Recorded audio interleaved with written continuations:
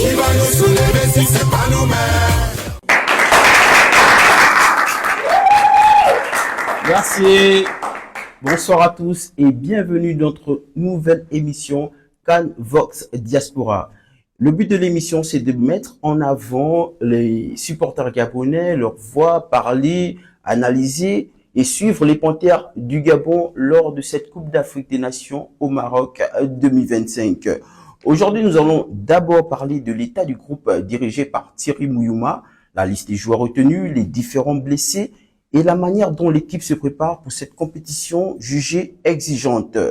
Nous évoquerons également les adversaires des Panthères du Gabon dans le groupe F, un groupe très relevé considéré par beaucoup comme le groupe de la mort. Entre Cameroun, Mozambique et la Côte d'Ivoire, nos Panthères feront face à des adversaires coriaces. Pour en parler et partager les analyses, nous avons le plaisir de recevoir le coach Edgar. Coach Edgar, bonsoir. Merci encore d'avoir répondu à notre invitation. Merci à vous également de m'avoir invité sur votre Ok, le coach Edgar nous parlera précisément de l'analyse tactique. Hein. C'est le coach, je veux préciser, c'est le coach des Dakar, des Panthères Dakar Corpo, c'est ça? Ou bien je me suis trompé?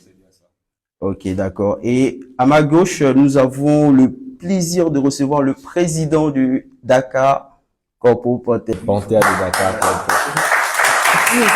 Bonsoir. Oui, bonsoir. Panthère de Dakar Corpo. Et merci pour l'invitation surtout. Ok, merci beaucoup. Sans transition, nous allons directement démarrer par le premier point.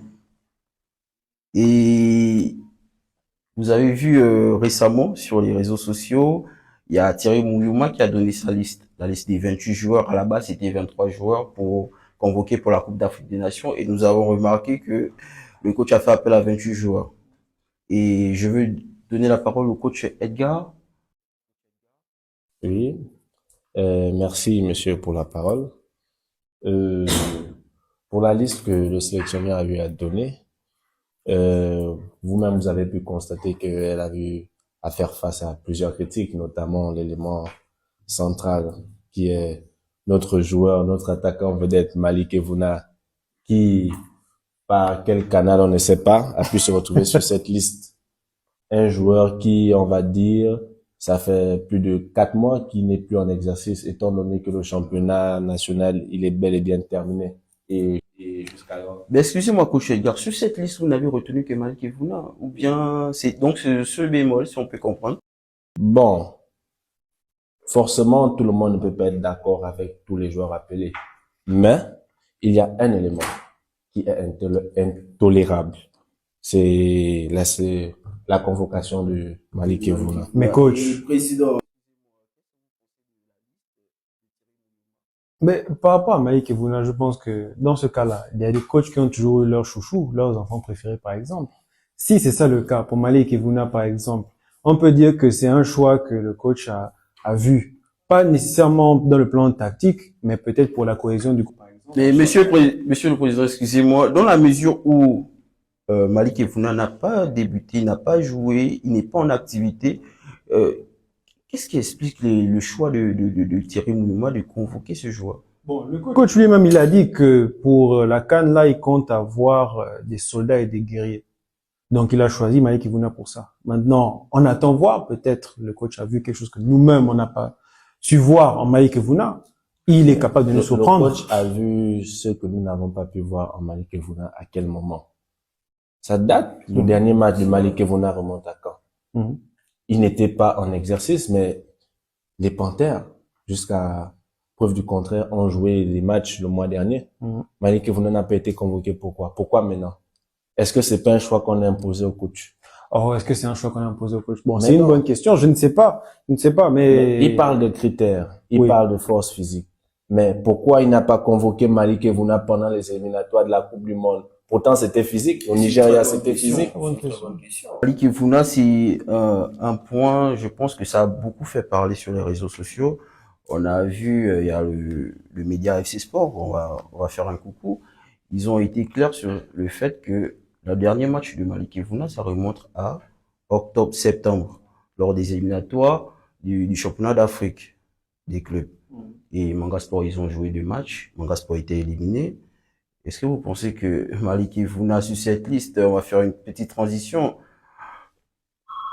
On parlait de la charnière défensive. La charnière défensive, il y a le milieu de terrain, et vous n'avez retenu que le cas Malik Evouna. Donc, si on enlève Malik Evouna, pour vous, la liste, elle est bonne, c'est ça? Pour moi, dire que la liste est bonne, non, il y aura toujours des couacs et des bémols par rapport à une liste. À quel niveau?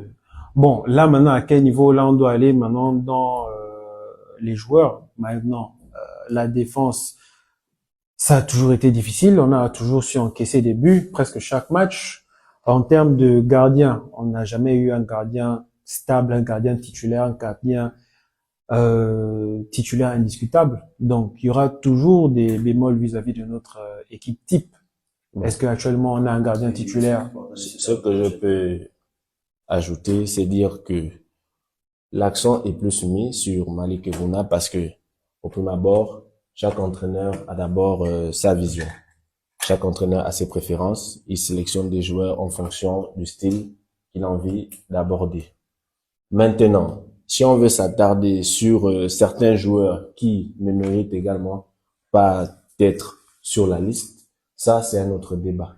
Ok, en parlant de la liste, on parlait de la charnière défensive. Oui. Mais vous avez constaté qu'il y a un nom qui revient souvent. Un nom que les supporters gabonais, d'après certaines réactions sur les réseaux sociaux et même en dehors, ils expliquent le fait que Paul Biya, celui qu'on surnomme Paul Biya, et Kouly Manga revient à chaque fois sur la liste, alors qu'il est jugé plutôt vieux.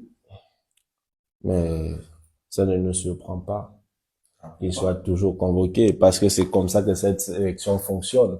C'est toujours les mêmes. Depuis 10 ans, c'est toujours les mêmes. Et on veut avancer. C'est toujours les mêmes. On veut nous dire que sur cette planète-là, on ne peut pas convoquer des meilleurs défenseurs que Kouly Manga. On a vu à la CAN précédente en 2022. Si je ne me trompe pas, le joueur qui dépannait souvent dépenses avec Patrice Neveu, Mouketou. On ne le voit plus en sélection. Pourquoi? Des questions que peut-être on aura l'occasion de poser à Thierry Mouyouma. On va avancer légèrement. Il y a l'absence d'Aubameyang. Il y a les blessures. Il y a Meyo qui n'est pas là. Il y a Mboula aussi. Mboula aussi qui est blessé. Apparemment, il est blessé. On ne sait pas. Ça dépend. Le club de Metz n'a pas communiqué officiellement sur ça. Et qu'est-ce que vous pouvez dire par rapport à ça? Le fait que Aubameyang absent, Mboula absent, et le coach Thierry Mouyouma n'a pas changé les joueurs. Mais après, il faut être clair. Il est absent, Aubameyang est absent pour le premier match. Il est censé être prêt pour le deuxième match contre la Mozambique, si je me trompe pas. Maintenant, le cas d'Aubameyang, on peut mettre ça de côté parce que il est blessé, il est sorti sur blessure lors de son match précédent. Ce qui n'est pas grave, c'est pas un souci grandiose, je trouve. Une blessure, c'est une blessure. S'il est apte à jouer le deuxième match, tant mieux. Maintenant, le vrai problème pour moi se trouve chez Méo. Je trouve que Méo a joué un bon qualificatif. Je pense qu'il a été assez pertinent en sortant du banc. Donc, pourquoi pas lui donner sa chance? C'est pas, on n'est plus dans l'ère où on parle d'âge. Donc, je pense qu'il a l'âge, il est assez grand, il est assez mature, il a fait ses preuves. Donc, il est apte à faire partie de la liste. Et je pense qu'il a un atout, il peut apporter quelque chose de plus. Merci encore pour la réflexion. Coach Edgar, si vous voulez rajouter quelque chose. Je vais enchérir sur ce qu'il a eu à dire. Méo, c'est, on va dire quoi, un jeune qui a débuté en sélection. C'est un jeune qui pouvait apporter lors de cette CAN de l'imprévisibilité. Mais vous pourrez apporter peut-être, ok, mais Meyo, il est, comme le coach l'a souligné lors de sa conférence de presse, Meyo, il joue ailier. Et le coach avait principalement besoin de joueurs pour remplacer Aubameyang, donc au centre de l'attaque. Je pense que le profil n'était pas peut-être adéquat. Mais si le profil n'était pas adéquat, on va encore revenir sur le même cas de Malik Evouna. Si c'est vraiment une bonne fixe qu'il cherchait, autant mieux aller chercher l'autre jeune joueur, je sais pas. Son nom m'échappe. Je sais pas si vous pouvez m'aider, président, le jeune joueur qui enchaîne les buts en ce moment. Orfebina. Oui, Orfebina. Oui. Il aurait pu aller chercher ce jeune. C'est maintenant là qu'il faut lancer les jeunes.